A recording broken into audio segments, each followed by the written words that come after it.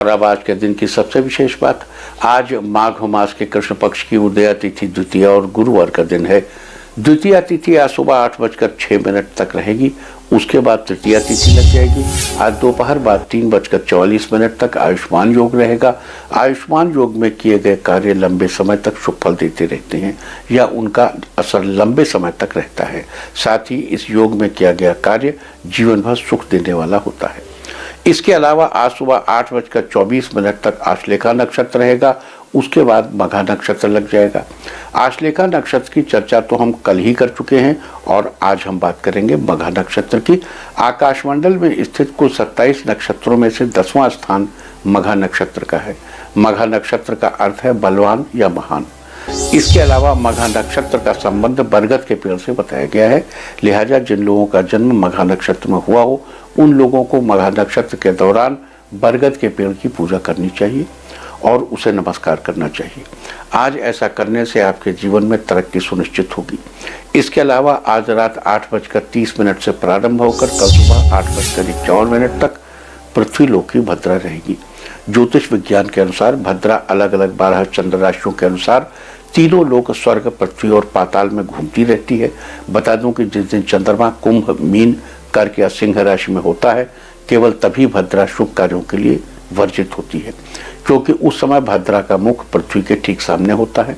परंतु जब भद्रा स्वर्गलोक या पाताल लोक में होती है, यानी चंद्रमा मेष, वृष, मिथुन या वृश्चिक राशि के साथ ही कन्या, तुला, धनु या मकर राशि में होता है, तब भद्रा का कोई प्रभाव पृथ्वी लोक पर पड़ने वाले लोगों पर नहीं पड़ता, क्योंकि स्वर्गलोक की भद्रा का मुंह ऊपर की तरफ होता है और पाताल लोक की भद्रा का मुंह नीचे की तरफ होता है।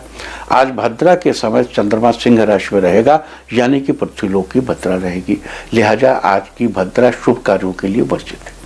तो ये थी चर्चा आयुष्मान योग, मघा नक्षत्र और पृथ्वी लोक की भद्रा की। और अब हम बात करेंगे उन लोगों की जिनका जन्म रात 3 बजे से सुबह 5 बजे के बीच हुआ है। जिन लोगों का जन्म रात 3 बजे से सुबह 5 बजे के बीच होता है वो बच्चे, वो लोग बहुत ईमानदार और खुले दिल वाले होते हैं। इनको रोज अपने जीवन में उतार चढ़ाव से गुजरना पड़ता है। ये अपने साहस और अपनी सक्रियता से जीवन का रास्ता बनाते हैं। ये चुनौतियों का सामना करने में जरा भी संकोच नहीं करते, हर चुनौती का डट कर सामना करते हैं। ये रिस्क उठाते हैं और रिस्क उठाने से इन्हें फायदा होता है। दूसरे शब्दों में कहें तो रिस्क उठाना इनके जीवन का एक अविभाज्य हिस्सा है।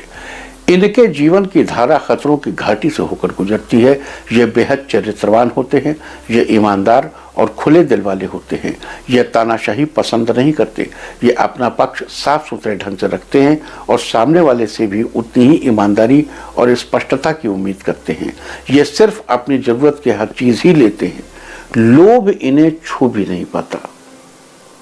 इनको अगर 2 चीजों की जरूरत हो, 50 चीजें बिक रही हैं तो केवल 2 ही उठाएंगे, बाकी अड़तालीस छोड़ देंगे, इसे मतलब ही नहीं। झूठ और फरेब से इनका 36 का आंकड़ा होता है। न तो ये किसी के साथ छल फरेब करते हैं और न ही छल फरेब करने वाले लोगों को पसंद करते हैं। अगर कोई बात इनकी समझ में ना आए तो ये उसका विरोध इस हद तक करते हैं कि देखने वालों को महसूस हो जाए कि ये विरोध तो अभी केवल विरोध ही कर रहे हैं, आगे विद्रोह की स्थिति में भी इनका विरोध पहुंच सकता है। रात 3 बजे से सुबह 5 बजे के बीच पैदा हुए बच्चों को हमेशा ईमानदार, सुसंस्कृत और दयालु लोगों से मदद मिलती है। दूसरों पर अपने विचार लादने वाले लोगों से इन्हें कोई मदद नहीं मिलती। स्वार्थी, अवसरवादी और सिद्धांतहीन लोगों से इन बच्चों को सिर्फ तकलीफ ही मिलती है। कान के कच्चे लोग भी अक्सर इन लोगों का विरोध करते देखे जा सकते हैं।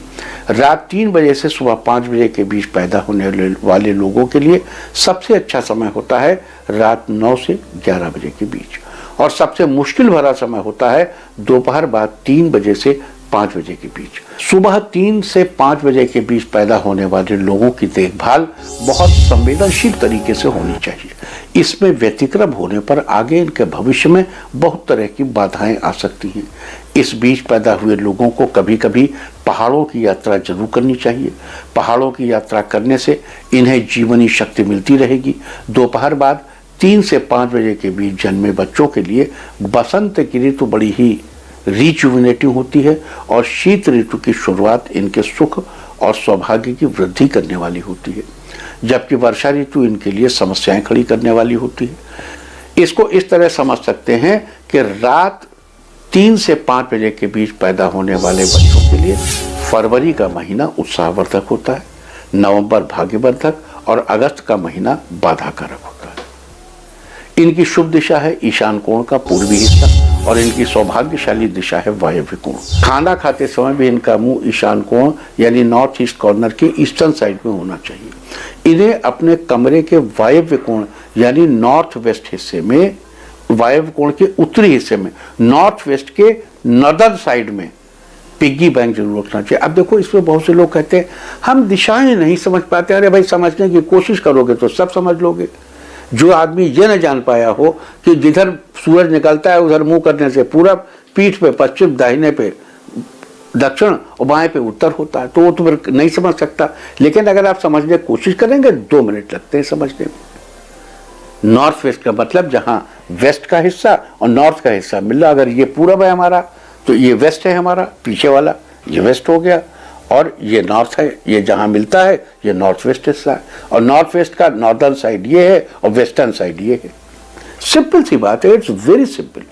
2 मिनट ध्यान लगाते ही जीवन भर के लिए दिशाएं दिमाग में बैठ जाती। रात 3 से 5 बजे के बीच पैदा हुए बच्चे, बूढ़े और जवान हर शख्स को अपने घर या कमरे के उत्तर पूर्व के पूर्वी दिशा में, यानी ये पूरब की दिशा, ये उत्तर की दिशा जहां मिलते हैं वो नॉर्थ ईस्ट कॉर्नर, इसके ईस्टर्न साइड वाला जो इधर वाला जो कॉर्नर का ये हिस्सा है, इस दिशा में सफेद और हरे रंगों से बनी कोई पेंटिंग लगानी चाहिए, जबकि पीले रंग की चीजों से इनको ज्यादा बचना नहीं चाहिए।